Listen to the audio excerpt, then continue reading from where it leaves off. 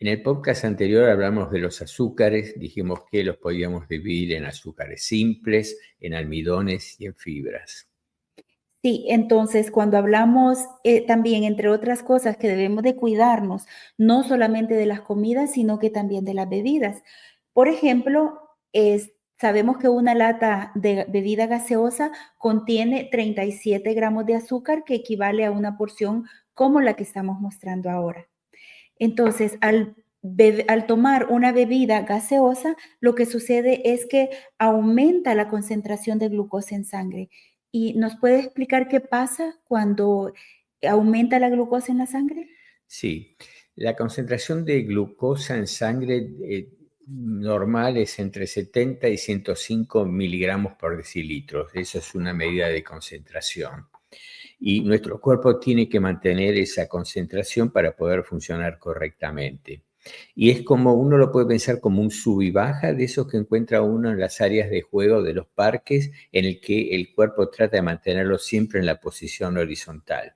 Cuando una parte del sub y baja cambia de posición para un lado o para el otro, el cuerpo trata de volver a lo que llamamos el equilibrio, es decir, la posición horizontal, es decir, que la concentración de glucosa se siga manteniendo entre 70 y 105 miligramos por decilitro. También cuando comemos comidas ricas en almidón, como por ejemplo las tortillas, el pan, la pasta, eso hace que aumente la glucosa en la sangre. Sí, exacto. Ocurre un desequilibrio debido al aumento de la concentración de glucosa en sangre y eso es lo que pasa, similar a lo que pasa en el sub y baja del área de juego de los parques, cuando se desnivela, como se muestra en la figura.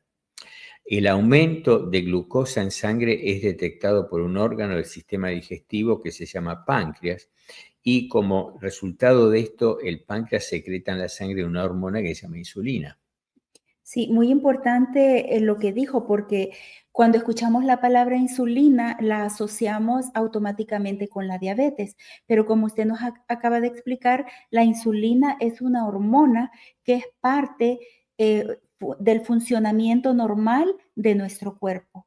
Y entonces, ¿nos puede explicar qué es la insulina? Sí, nuestras células obtienen la energía de la sangre a través de la glucosa y nosotros usamos esa energía para caminar, hablar, pensar, etc. Y la insulina funciona como una especie de llave para entrar en nuestras células. Si no hay insulina, entra poca glucosa en las células. Si vamos a caminar, después de comer es una buena idea porque nuestras células del músculo van a necesitar más glucosa y con la insulina que estamos secretando entra más glucosa en las células y como resultado de la presencia de insulina, baja la cantidad de glucosa en la sangre porque entra en las células. Sí. Entonces, al pasar la glucosa dentro de las células, hace que baje la glucosa en sangre, ¿es así? Exacto, sí. La presencia de insulina hace que baje ese exceso de glucosa en la sangre porque pasa dentro de la célula. Sí, ¿y tiene algún otro efecto la insulina sobre la baja de la concentración de glucosa? Sí, la insulina también estimula la producción de una molécula en el hígado que se llama glicógeno. Y este glicógeno es como el almidón, como habíamos hablado cuando hablamos de los vegetales, que es como una cadena larga de glucosa, como si fuera un collar de glucosa. ¿Por qué hacemos esto? Porque esta es una forma de almacenar glucosa para cuando las necesitemos. Sí, entonces por acción de la insulina ocurren dos cosas. Se abren las puertas de las células a la glucosa y la glucosa en exceso en la sangre se convierte en glicógeno en el hígado. Sí, exacto. Y esta es como resultado de estos dos procesos se vuelve a la concentración normal de glucosa en la sangre. ¿Por qué es un problema entonces que haya mucha glucosa en sangre?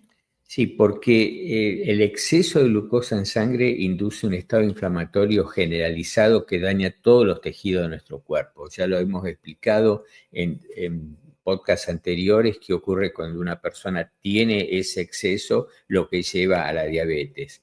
Y la vida sedentaria y la obesidad inducen un tipo de diabetes que se llama diabetes tipo 2. En este caso, el médico probablemente le prescriba insulina u otros medicamentos. Las personas con diabetes tipo 2 o con diabetes gestacional también pueden usar el medicamento que se llama Metformin. ¿Puede explicarnos sobre este medicamento? Sí, como dijimos antes, nosotros guardamos el exceso de glucosa cuando comemos en el hígado, en una molécula que se llama glicógeno. Y cuando necesitamos, porque baja el nivel de glucosa en sangre, el glicógeno se transforma en glucosa. Un ejemplo es cuando después de dormir 8 horas bajó la glucosa en sangre, el glicógeno se transforma en glucosa para poder hacer todos los procesos que nuestras células necesitan. Pero en el caso de las personas con diabetes tipo 2 o diabetes gestacional que ya tienen demasiada glucosa en sangre, no queremos que esa glucosa pase a la sangre. El metformin lo que hace es bloquear el proceso de transformación de glicógeno en glucosa. Sí, pero como siempre decimos, lo más importante es que vaya al médico y que siga sus indicaciones. Exacto, es bueno saber cómo funcionan los medicamentos, pero quien prescribe los medicamentos debe ser su médico de cabecera que conoce su caso. Muy importante. ¿Hay algo más que quiera agregar? Sí, quería comentarles que hay otras formas de reducir la glucosa en sangre sin necesidad de insulina, y eso es haciendo ejercicio físico. El próximo podcast vamos a hablar de los diferentes tipos de diabetes y mientras tanto, ¿qué les decimos? Chao, diabetes. Chao, diabetes.